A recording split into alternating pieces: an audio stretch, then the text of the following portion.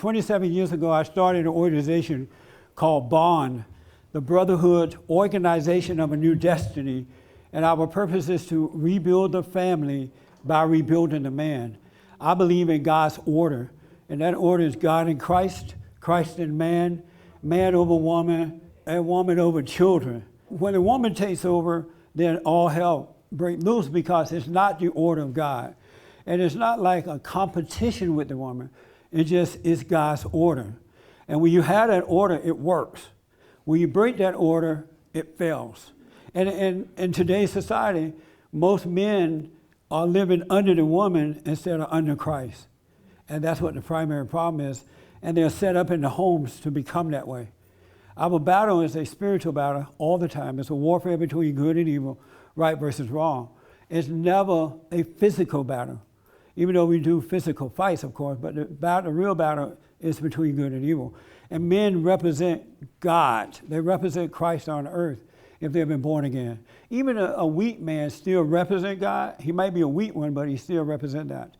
You know, while growing up, I didn't have my father there. My father got my mother pregnant when they were teenagers. And when she told him about it, he said, no, that's not my baby. And so he wouldn't marry her. He wouldn't do the right thing. And my mother became very angry at him. And so she ended up marrying my stepfather before I was born, because in those days, it was an embarrassment to have children out of wedlock. So she didn't want me born out of wedlock, so she married my stepfather. But as a kid growing up, I didn't want my stepfather. He was a good man. He tried to be nice to me. He did everything that, you know, a stepfather would do, but my soul did not accept him. My spirit wanted my earthly father. And so whenever, you know, I would ask my mother about him, my dad, she'd say, oh, he's no good, forget about him. And so I started to resent her for that because I wanted my father. And I remember being a kid and I used to say, wow, I want my father. I remember my father would come around sometimes because I was living with my grandmother. And my cousin's dad lived with us too. We all grew up as brothers. My grandmother raised us. And my father would come around from Indiana to visit. It was like, whenever he came, I felt completed. But he would go back, that boy came back again. That way down in my soul, I was yearning for my father. And so, long story short, I finally got a chance to meet my father, and I asked him what happened, and he told me what happened. And in that very moment, well, what happened before that is that I came to California, and as a young man, I had fear and doubt and worry and insecurities, and I didn't know what I wanted to do in my life at all. My plan was to, and I had started doing it somewhat, my plan was to buy a home, get a sports car, and have some sharp clothes, and get all the women I could get. That's what I was living for. Because I had that void, and I thought that that can satisfy me. It would not. And so finally, I asked God to let me see what's wrong with me. Because I would ask the preachers, and the black preachers at the time, and they said it was racism, that the white man was doing this to me. And so I believed into that, and if you know, whenever you believe a lie, that lie controls you, and the person that you believed it from control you as well. And so I fell into that whole thing for a while. But I asked God to let me see what was wrong, let me see myself, because I had read in the Bible that know thyself, right? Most people do not know themselves. They don't know themselves at all. And the beginning of salvation is to know thyself. And so I asked God, let me see myself. Let me see what's going on with me. And I forgot I asked, and I was getting dressed for work, and I saw at a glance, I was in the mirror, and I saw this dark spirit inside of me. And it wasn't like a dark outside, it was like a wicked darkness inside of me. And I had never seen that before. And I'm like, wow, that's something else. And then God allowed me to see that I needed to forgive. And because it says, when you forgive others, he will forgive you, right? And I was about 38 years old at the time. My mother came out to visit her sister here in LA. And I knew I had to go and forgive her. And so I'm driving over there, and fear just overtook me. The closer I got to the house, the more fear overtook me. I'm thinking, why am I so afraid of my mother? You know, I'm a grown man, and I'm afraid of my mother. And I would every woman I dated, I dealt with her like she was my mother. I had to cater to her. and all kind of stuff. So I go in the house, and by this time, I just had total fear. And I said, I need to talk to you. And right away, Satan is saying, don't do it. You're going to mess up her vacation and all that. So I take her to the room, and I said to her, all of my life, I have resented you because you tried to turn me away from my father. You had no patience. And I'm sorry for that. It wasn't right, but I'm sorry for being angry at you about it. And in that very moment, God forgave me. He took away all of my fears, all of my doubts, all of my worries, and gave me perfect peace. And that was 28 years ago. And I've gone through more hell in the last 28 than I have gone through prior to that, right? But I have no fear. And growing up, I used to wonder, what is it like to be a son of God? Because the Bible said we should be sons of God. What is it like to be a son of God on earth? I want to know that. I now know. When God forgave me, after I forgave my mother, he became my father. Because once I reconnected with my earthly father, it allowed me to go back to God. No man gets to God unless he goes through his father. The fathers are sons of God. No man gets to the Father unless they go through the Son. And how can you ever love God and hate your earthly father? You're never going to be able to do it. You can read the Bible until the cows come home. You're not going to be able to do it. God is not going to forgive you, and you're not going to be free as long as you hate your father. And the man is hated because of who he represents. He represents Christ on earth. And Eve understands that. And so it's always attacking the man, degrade him, call him a molester, a hater, whatever, an abuser. And they want to destroy that family, take that man out, you take the Christ out. And so God gave me perfect peace. And when I got back with my father and I became father and son. And it wasn't like I needed anything physically from him. I didn't need money or anything, but my soul yearned for my father. Every soul yearns for the Father. Salvation is about returning to the Father. I hear a lot of Christians say, oh, I've been saved. They haven't been saved. They still have fear. They still have doubt. They still are attached to the world. They're attached to people, places, and things. And you can't be of God and be attached to the world. It does not work that way. Amen. You can only love God and nothing else. You only love him. And then when you love him with all your heart, soul, and might, then the love, he makes a home in you. And the love that he gives is transferred to your wife and your children. We don't have love to give. When I ask my guests, did you love yourself? And they say, yes. That's a lie. They don't love themselves. Where you get love from to love yourself? It doesn't work that way. Our love comes from God. And then God's love is passed down to the women and children.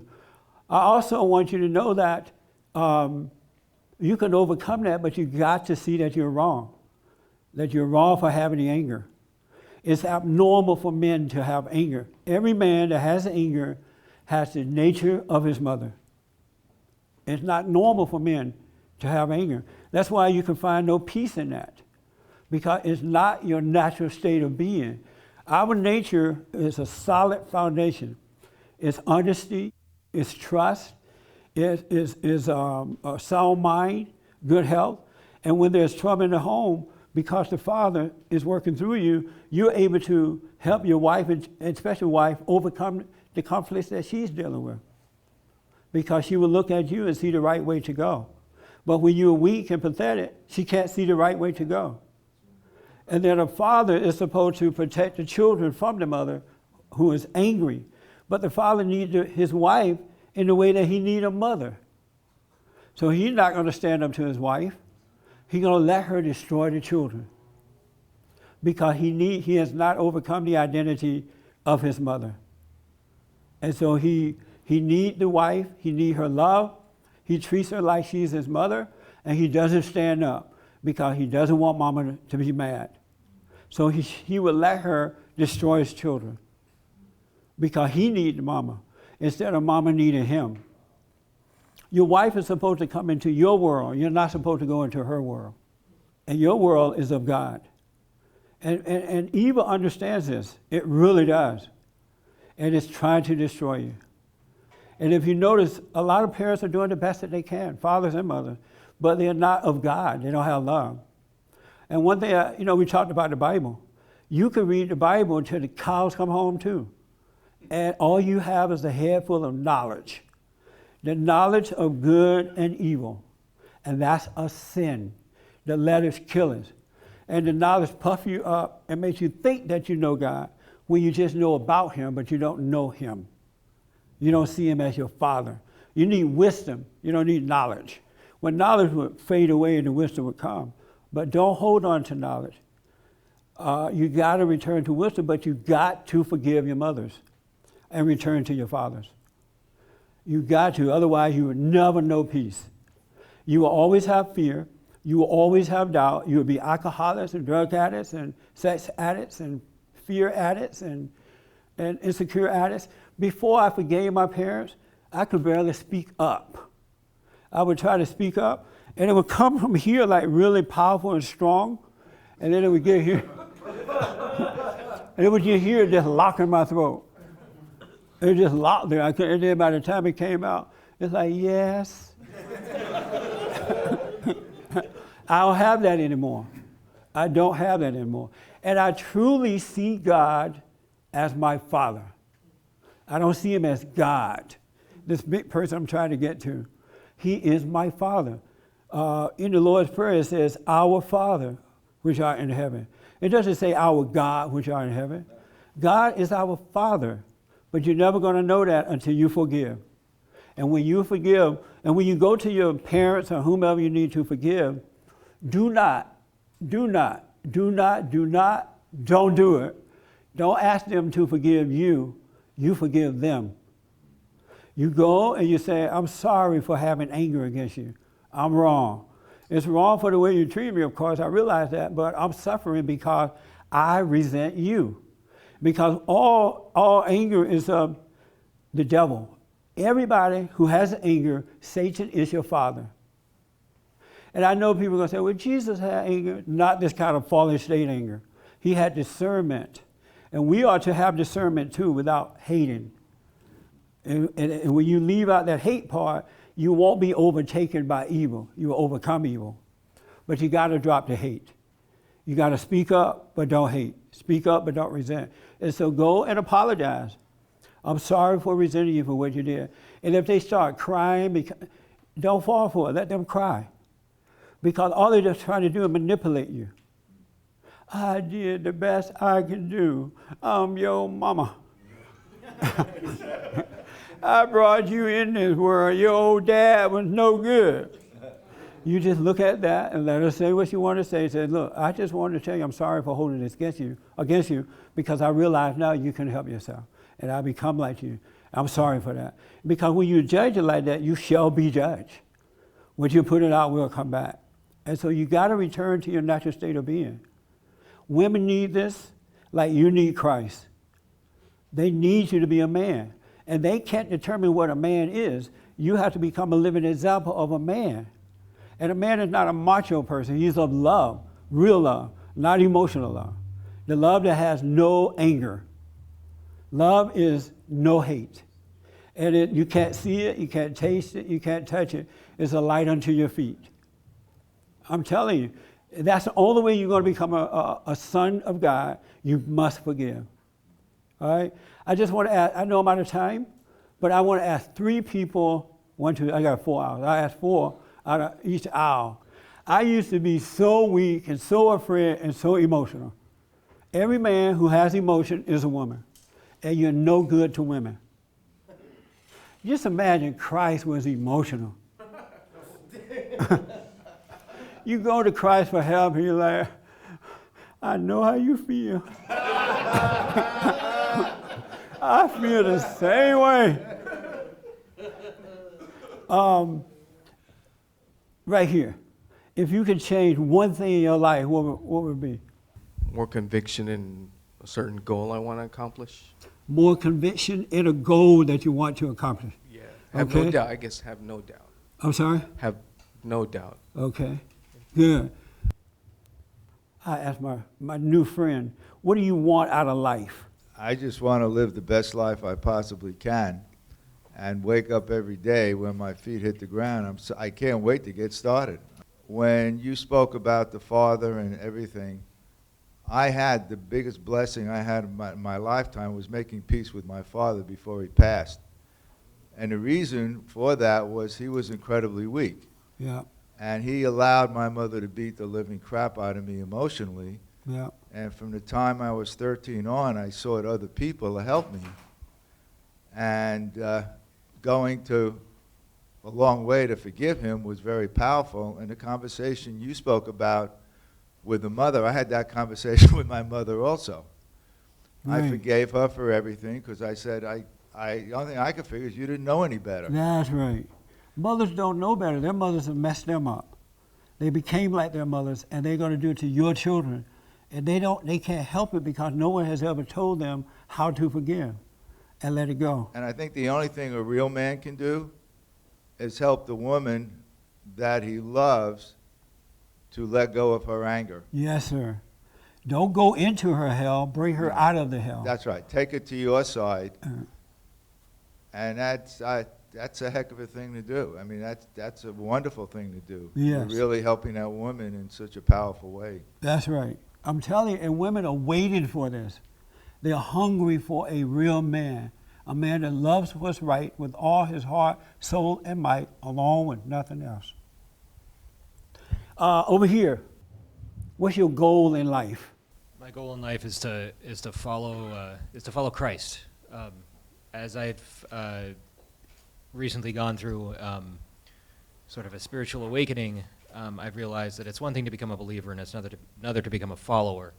And as long as I make following Christ the centerpiece of my existence, then everything else, all of my worldly desires and temptations have been muted. It disappears. That's right. That desire Been leaves. muted. And so that is my goal, is to know God and to follow him. That's right. And the last one is here in the back. What is your greatest enemy? My greatest enemy in life is probably myself, And what do you mean? because self-doubt and, like you said, fear creeps into your mind. The greatest enemy anybody can have is their own self, Yeah. because you always doubt yourself whether or not you can do something or you can't. And how old are you? I'm 28. And you doubt yourself at 28? Sometimes. Were you raised with your father and mother? Yep. And what was that like for you? I had a father who passed away about 10 years ago, and then I had an entirely good home life in the suburbs. I grew up in New Jersey. I didn't grow up in California, though. I'm sorry to hear that. No, I'm kidding. Yeah. And so your fear is overcoming yourself, right? It's sometimes self-doubt, yeah. Self-doubt, okay. Here we go. There's a principle that I'm telling you will work. God said, seek first the kingdom of God and his right way, and all will be added. You should not even be thinking about what you're going to wear, what you're going to eat, where you're going to live, who you're going to marry, who you're not going to marry. That should not even be a part of your thinking at all.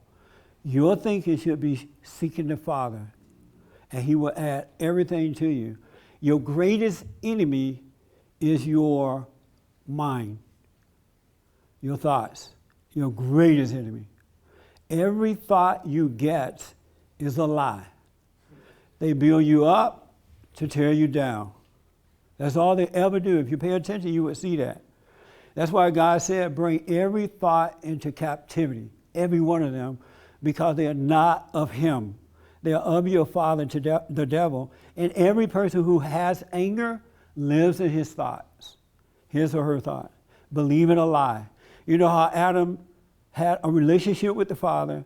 He only knew the truth. He didn't know the lie at all.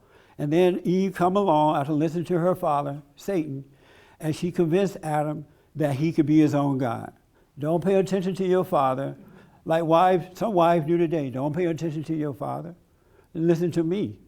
And Adam listened to Eve, and he believed a lie, and from that point forward, it was impossible to believe the truth again. And so when you listen to your thoughts in your head, you're believing a lie. You got to doubt every thought you get. Because God said, my children shall know me by my voice. And his voice is not the voice that talks to you in your head. That is Satan, the deceiver, pretending to be God. God give us revelation. We live and walk by revelation, not by this. Not by this. But unless you forgive, you're not going to be able to get away from the voice of the devil. You're not going to be able to, because that's your daddy. Who is your daddy? Who is your daddy? That's your daddy. Because you have anger, and that's his nature. And reading the Bible and all that is not going to stop it. You must repent. You must admit that you're wrong. You got to get to see yourself and admit you're wrong and do nothing about it. And so the reason I ask those questions about what do you want, the goal and all that, you shouldn't even have any goals. Your only thing is to seek the Father, and he will add all things unto you. He will give it to you. You don't have to worry about that. You don't have to stress over it. But when you're separated from God, you got to set goals. You got to have this and that. You want a certain kind of everything. But when you're back with the Father, you know that the Father is taking care of you. So drop the anger, overcome so you can overcome the imagination, and life will be added unto you. I have the best life. It's an amazing life. I have many challenges to deal with, but they're not inside of me anymore. They're out here, and I deal with them. I do. And I wasn't like that before. I forgave and he forgave me. You got to do this, man. It's time to pay attention to self so you can truly repent. It's abnormal to be all messed up and weak and pathetic and emotional and girly and transvestite and all that. All that stuff. It's just abnormal. And I'm telling you, when he took the anger away, he took the fear away. And then he set me on my on my road. Well, everything I do in life, I had no idea I would be doing. Sometimes I walk through this building, I see the TV show, the radio show, write books, and helping. I'm like, wow, this is so amazing. Where did this come from? I'm stunned, but I'm blessed. I love my earthly father, and I love God. And I love my mother. My mother started calling me to help her with the other kids that she had screwed up. And my father did too. One last thing about my father, and I'll take one question, or maybe two. My father, when I went to him and we worked it all out, he wanted me to help him with my other brothers and sisters. And I had some sisters, or a sister, that would not forgive him. And we had meetings when I would go back there to visit. He was like, let's get together, have a meeting with the kids. Okay. And I had one sister that would not, and my father begged for forgiveness. I'm like, man, stop begging. And he would like be crying on it. And the more he cried and begged, the more life she got from that. Because she felt like she was controlling him. When you're weak, they control you and you give them life. They love it. That's why if you wake up in the morning and you wake up like this, oh, nice morning, nice night. And then she's looking at you. Yeah. Why are you so happy? And she up there, the devil played in her mind all night, looking at you sleeping, think you dreaming about some other woman. She's like, what's wrong with you? You all happy. And then you say, well, I just had a good night's sleep. No, you didn't. You were dreaming about somebody. No, I wasn't. And then let's say she can't get to you, right? You keep your joy. And then she won't stop. She'll just still nag at you and nag at you and nag until she gets you angry. And then she's like, oh, that's nice. She sucked life out of you. Every time you overreact, you give up life. You got to be still and know God. And it's going to be amazing. You got to forgive. You must apologize for hating your enemies. You always encourage your listeners to go and communicate your forgiveness to them. Why one must do that? Can he do forgiving in his own privacy without going to communicate that forgiveness? No. Why is it important? That's a cowardly way out. Oh, I want to write a letter or make a phone call. That's a coward. You need to face where you lost your innocence. You need to go to them. God said, go to them and forgive them. He didn't say write a letter or make a phone call or email or Instagram or text or YouTube. You got to go to them and shake in your boots, and it'll be the last time you ever shake to anything on earth. You'll get your courage back. You really will get it back. You got to face it. That's why.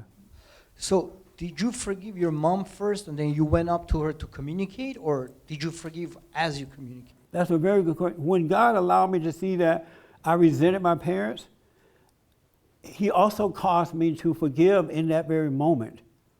He really did. A sadness came upon me that I had never experienced before. And the sadness was about me being wrong for resenting them. That's what, it wasn't about what they did to me.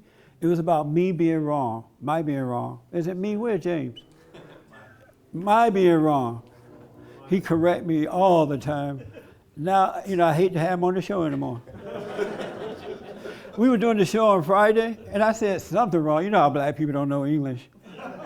That's not my cousin. I said something wrong. He corrected me really fast. I said, boy, stop correcting me. You scaring me. You're going to traumatize me up here. All right? You got to do it. How many people need to forgive? Go and do it. The moment you do it, you'll be free. You will. Your soul will reconnect. And the reason that you don't know what a father is, the reason you can't have a relationship with God besides your hate stuff, the resentment, is that you never had a good relationship with your earthly father. You never had a righteous father where you could look at and see the right way to go.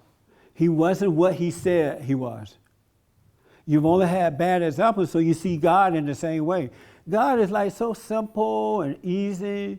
He just loves you. He already knows you. He doesn't need you begging and asking him for forgiveness all day and begging for stuff. He already knows you. He just wants you to live. He just wants you to get up, do your prayer, and live. And he'll take care of you. He's not a bad guy at all. He loves you. But you don't know that because you never had a right relationship with your earthly father. So you treat God in the way that you were treated by your earthly father. He's with you and he loves you. But you got to forgive. That's the only thing that's holding you back. Nothing else is holding you back but your unforgiveness. No medication going to solve it. No therapy, no nothing. You got to forgive. There was a young man that was here early. He left. He and his father left, 15 years old. They were having a rough time with this guy. He lives up in Colorado somewhere. And his mother found me on YouTube. She called for counseling. We did Skype. He and I did Skype together. In that very first counseling, after the discussion of what was going on, I told him what to do. And I asked, how do you feel right now? He said, I feel great. You've given me courage to stand up. I know what to do now. And he came down for the meeting. Because he was able to see and be honest and forgive. I'm telling you guys, you got to let this go. And let them call you woman hater, white hater, black hater. Those are children of the lie. They don't want you free. But if you love what's right, it can't bother you. Everything I do in life, I never imagined to do it. I didn't go to school for it or anything. I never imagined. And each and every one is in you too. But as long as you have that anger, you're never going to know it. All right? Any questions about that? And this with all races. This is not a race thing. So white mama, Jewish mama, black mama, Hispanic mama. No, Jewish mamas are the worst. Japanese mama, all the mamas. Go ahead. So how did you forgive someone when that person passed, when you were very, very young? Yeah.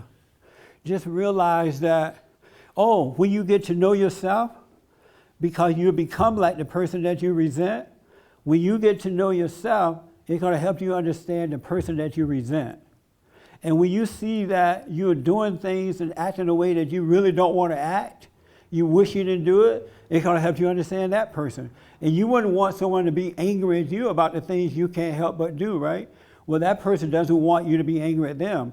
And as you understand yourself, it will cause you to forgive them.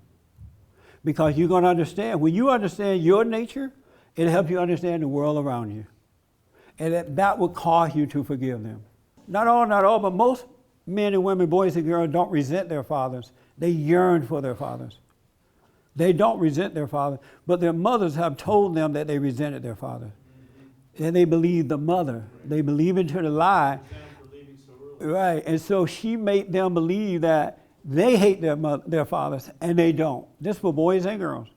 They hate their fathers with their mothers hate, not their own. They yearn for the father. That's what it's all about.